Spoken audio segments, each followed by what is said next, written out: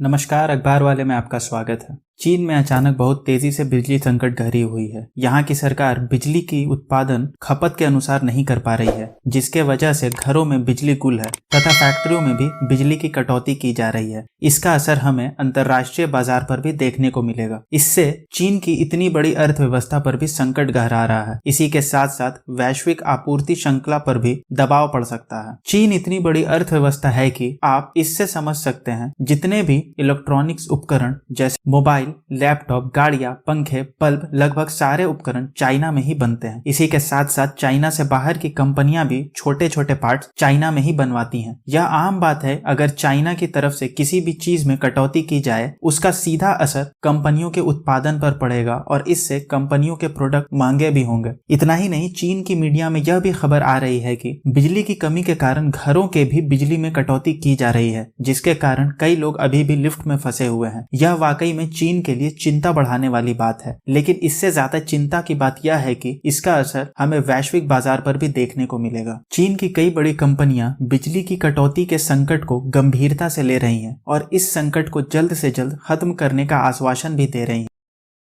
यह संकट इसलिए आया क्योंकि चीन में कोयले की कमी हो गई है, जिससे बिजली बनाने वाली कंपनियां जरूरत के अनुसार बिजली का उत्पादन नहीं कर पा रही हैं। आपको बता दें, कोयले का उत्पादन करने वाले देशों की बात करें तो चीन 3,530 मिलियन मीट्रिक टन कोयला प्रति वर्ष का उत्पादन करता है। वहीं दूसरे स्थान पर भारत है, जो 730.3 मिलियन मीट्रिक टन प्रति वर्ष कोयले का उत्पादन करता है। तीसरे स्थान पर अमेरिका है, वहीं चौथे स्थान पर इंडोनेशिया है। वहीं सबसे ज्यादा कोयले का उपयोग भी चीन ही करता है। इस कोयले की मांग को पूरा करने के लिए चीन परंपरागत तौर पर एशिया के भीतर उत्पादकों से तथा ऑस्ट्रेलिया से कोयले का आयात करता था। लेकिन पिछले साल ऑस्ट्रेलिया से हुए राजनीतिक हलचल बढ़ने के बाद चीन ने ऑस्ट्रेलिया से कोयले के आयात पर रोक लगा दी और कड़े नियम लागू कर दिए हैं, जिसके बाद चीन के पास आयात का सिर्फ एक विकल्प यूरोपीय देश ही बचा है। अल जजीरा की एक रिपोर्ट के मुताबिक यह आयात 2020 में कुछ भी नहीं था। 2021 में यह आयात कई गुना बढ़ गया है।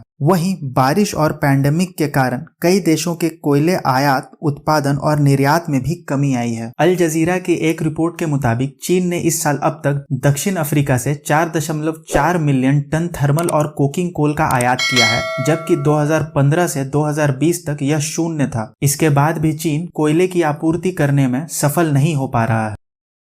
चीन के पास उपलब्ध विकल्पों की बात करें तो या तो चीन ऑस्ट्रेलिया पर लगाए गए कड़े आयात नियम को कम कर सकता है, लेकिन इससे चीन को ही नुकसान होगा, क्योंकि विश्व में कई देशों को पता है कि चाइना और ऑस्ट्रेलिया के राजनीतिक संबंध कुछ ठीक से नहीं चल रहे हैं। अगर इसके बाद चीन ऑस्ट्रेलिया पर लगाए गए कड़े आयात नियमों को हटा देता है तो इससे विश्व भर में चीन की बदनामी हो सकती है, या तो वह अर्थव्यवस्था को धीमा होता देख सकता है। देखना दिलचस्प होगा कि चीन इस समस्या का क्या समाधान निकालता है।